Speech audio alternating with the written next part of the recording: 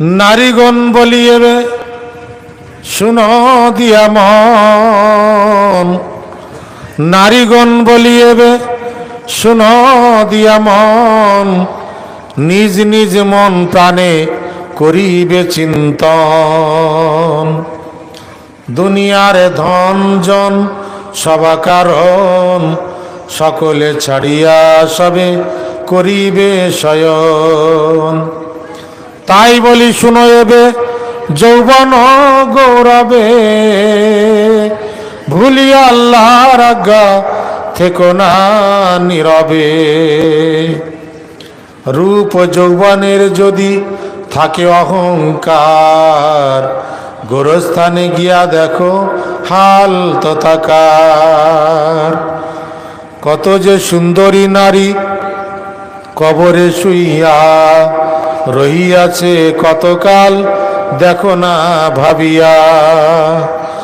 নরম গদিতে যারা শুইত সদাই, এবে তারা কি রূপেতে শুয়ে মৃত্তিকায়।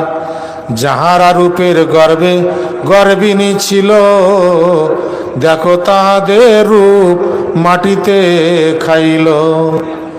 কানে দুল নাকে ফুল হীরকের মালা, শিরে স্মৃতি প্রজাপতি সুবর্ণের বালা। বাজুতে অনন্ত তারা পায়ে পরিকারা, সাজিয়া যে নারীগণ হতো আত্মহারা। এবে কবরেতে দেখো তাহাদের হাল, খাইয়াছে হাড় মাংস সব মহাকাল। কত মাতা কত পিতা কত কন্যা ভ্রাতা, কত ভগ্নী কত নারী কত রানী তথা।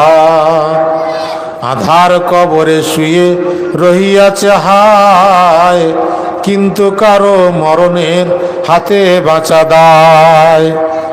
ওগো নারী এখন এতে জীবন তাকিতে, শেষের সম্বল কিছু বেঁধে লাও সাথে।